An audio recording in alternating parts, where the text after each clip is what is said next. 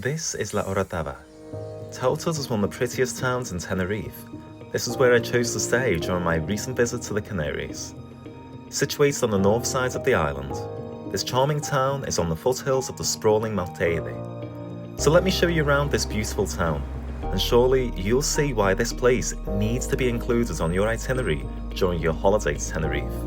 Maybe, just like me, you'll decide that this too needs to be your base while staying on the island. Having checked into our Airbnb, a beautiful and spacious villa on the outskirts of town, it was now time to explore the old town itself. With its location on the slopes of Mount Teide, here are views that sprawl right across the town, down to the Atlantic Ocean. Founded in the early 1500s shortly after the Spanish conquest, La Orotava is one of the oldest towns in the Canary Islands. That means that this town is home to some beautiful architecture, with its pastel buildings and cobbled streets being particularly pleasing on the eye. Make sure you spend some time wandering around these streets to soak in the ambience of the area.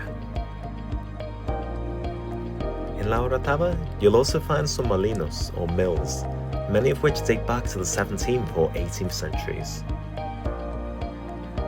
Tenerife is famous for its gofio, so make sure you head down to some of the molinos or the milleries so that you can actually see it in process and buy some. Take some back with you as well, because you're only going to be able to find it in the Canary Islands.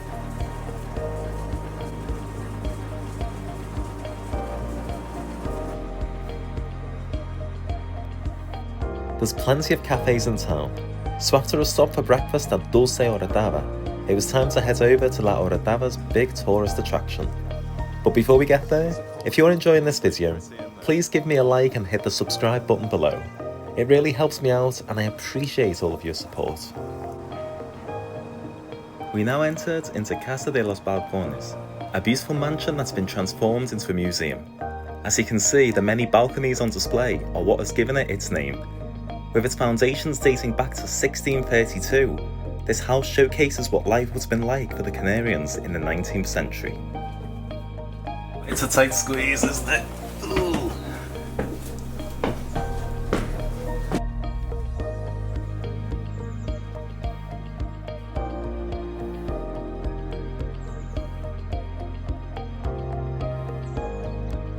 The villa is beautiful, painstakingly restored to its former glory, with many local art and handiwork exhibits on display. It's a great way to spend a bit of time whilst wandering through the town, and the entry fee is reasonable as well at €6. If you want to combine it with a tour of the Gofio mill and save a bit more money, a link to book the tour in one go is provided in the description below. After another walk taking in the sights of the old town and its beautiful architecture, such as the impressive Iglesia de la Concepcion, it was time to head for some food. And there's no better place to head to than Aguachinche. Visiting Aguachinche is a must-do whilst in Tenerife. It's where the locals hang out and you'll find typical Canarian foods right here, such as this goat stew that I enjoyed. All in all, La Orotava is the perfect base when visiting Tenerife.